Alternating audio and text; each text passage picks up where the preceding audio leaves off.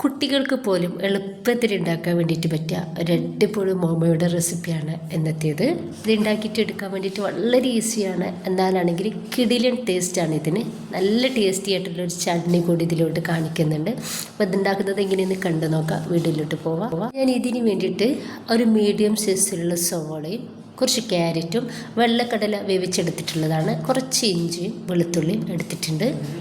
ഇനിയിപ്പോൾ ഇത് സോയാബീനാണ്, ഫ്രൈ ആക്കി എടുത്തിട്ടുള്ള സോയാബീൻ. ഇനിയിപ്പോൾ ഈ ഒരു വെജിറ്റബിൾസും അതുപോലെ തന്നെ സോയാബീനും എല്ലാതും നമുക്ക് മിക്സിയുടെ ചെറിയ ജാറിലിട്ടിട്ട് ഒന്ന് ക്രഷ് ചെയ്തിട്ടെടുക്കാം.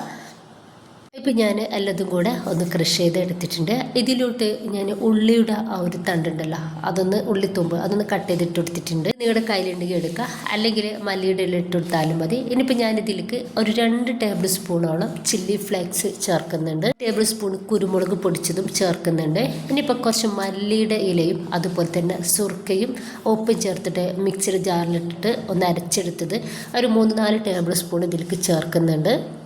അതെന്തായാലും ചേർത്ത് കൊടുക്കുക, ഒരു പ്രത്യേക ടേസ്റ്റ് നമ്മുടെ ഒരു മോമോസിനുണ്ടാവും.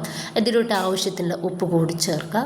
നമ്മൾ ഈ ഒരു സോയാബീനും കടലൊക്കെ ഉപ്പിട്ടിട്ടാണ് വേവിച്ചെടുത്തിട്ടുള്ളത്. അപ്പോൾ ഉപ്പൊന്ന് നോക്കിയിട്ട് വേണം നമ്മൾ ചേർത്ത് കൊടുക്കാൻ വേണ്ടിയിട്ട്. ഇതിലോട്ട് നിങ്ങൾക്ക് ഇനി ചിക്കന് മട്ടന് ഒക്കെ എടുക്കാവുന്നതാണ്, ബീഫൊക്കെ ഇട്ടാൽ അതിനാകുമ്പോൾ ഒന്നുകൂടി ടേസ്റ്റ് ഉണ്ടാവും. ഇനിയിപ്പോൾ ഇതൊന്ന് മാറ്റി വെക്കാം. ഇനിയിപ്പോൾ ഞാൻ 1 കപ്പ് മൈദ ഇതുപോലെ ഒന്ന് കുഴച്ചെടുത്തിട്ടുണ്ട്. ഇതിൻ്റെ പകരം നിങ്ങൾക്ക് ഗോതമ്പ് പൊടി വെച്ചിട്ടും ചെയ്തെടുക്കാവുന്നതാണ്. നമ്മൾ ചപ്പാത്തിയൊക്കെ കുഴച്ചെടുക്കുന്ന ആ രീതിയിൽ ഒന്ന് കുഴച്ചെടുത്തിട്ടുണ്ട്. കൗണ്ടർ ടോപ്പിലേക്ക് കുറച്ച് മൈദ ഇട്ട് കൊടുക്കുക. അതിന് നമുക്കൊരു ഡോ വെച്ചെടുത്തിട്ട് ഒന്ന് പരത്തിയെടുക്കുക. ചെറുതായിട്ട് തിന്നായിട്ട് തന്നെ നമ്മളിതൊന്ന് പരത്തിയെടുക്കണം. ചെറിയൊരു കട്ടി മാത്രം മതി ഇതിന്.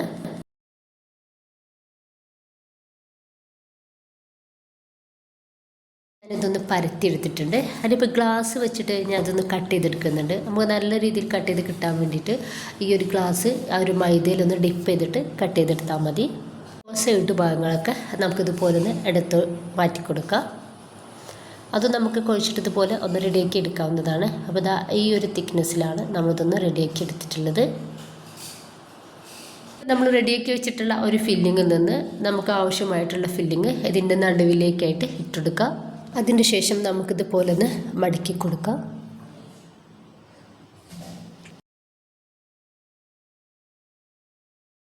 ഈ ഒരു രീതിയിൽ നമുക്കിത് ചെയ്തെടുക്കാം. ഇനിയിപ്പോൾ നമുക്കിതൊന്ന് സ്റ്റീം ചെയ്തെടുക്കാം. ഞാനിപ്പോൾ ഇത് 2 പ്രാവശ്യമായിട്ടാണ് സ്റ്റീം ചെയ്തെടുക്കുന്നത്. സ്റ്റീമറിലേക്ക് വെച്ച് കൊടുത്തിട്ടുണ്ട്. ഇതൊന്ന് റെഡി ആയിട്ടുണ്ട്. ബാക്കി കൂടി ഇതുപോലെ ചെയ്തെടുക്കുക. ഒരു 5 മിനിറ്റ് മതി നമുക്കിതൊന്ന് സ്റ്റീം ചെയ്തെടുക്കാൻ വേണ്ടിയിട്ട്. അപ്പോൾ നല്ല ടേസ്റ്റി ആയിട്ടുള്ള ഒരു ചട്നിയുടെ റെസിപ്പി കൂടി കാണിക്കുന്നുണ്ട്. ആയിട്ടുള്ള പാനിലോട്ട് ഒരു 2.5 ടേബിൾ സ്പൂൺ വെളിച്ചെണ്ണ ഒഴിച്ചു കൊടുക്കുക. വേസ്റ്റാക്കി എടുത്തിട്ടുള്ള ഇഞ്ചും വെളുത്തുള്ളിയും ഒരു 1.5 ടേബിൾ സ്പൂൺ എടുത്തിട്ടുണ്ട്. അതൊന്ന് ഇതിലേക്ക് ചേർക്കുന്നുണ്ട്. ജസ്റ്റ് നമുക്കിതൊന്ന് ചൂടാക്കി കൊടുക്കാം. ജസ്റ്റ് ഒന്ന് ചൂടായിട്ട് കിട്ടിയാൽ ഇതിലോട്ട് 1 കപ്പ് വെള്ളം ഒഴിച്ചെടുക്കുന്നുണ്ട്. ശേഷം ഇത് നന്നായിട്ട് ഒന്ന് തിളപ്പിച്ചെടുക്കുക. നന്നായിട്ട് തിളച്ച് കിട്ടിയ സമയത്ത് ഞാൻ കാശ്മീരി ചില്ലി ഫ്ലേക്സ് ആണ് ഇട്ടുകൊടുക്കുന്നത്. ഒരു 3 ടേബിൾ സ്പൂണോളം ഇട്ടുകൊടുക്കുന്നുണ്ട്. ഇത് സാധാ ചില്ലി ഫ്ലേക്സ് ആണെങ്കിൽ 1 ടീസ്പൂണും കാശ്മീരി മുളക് പൊടി ഒരു 2 ടേബിൾ സ്പൂണും ചേർക്കാവുന്നതാണ്.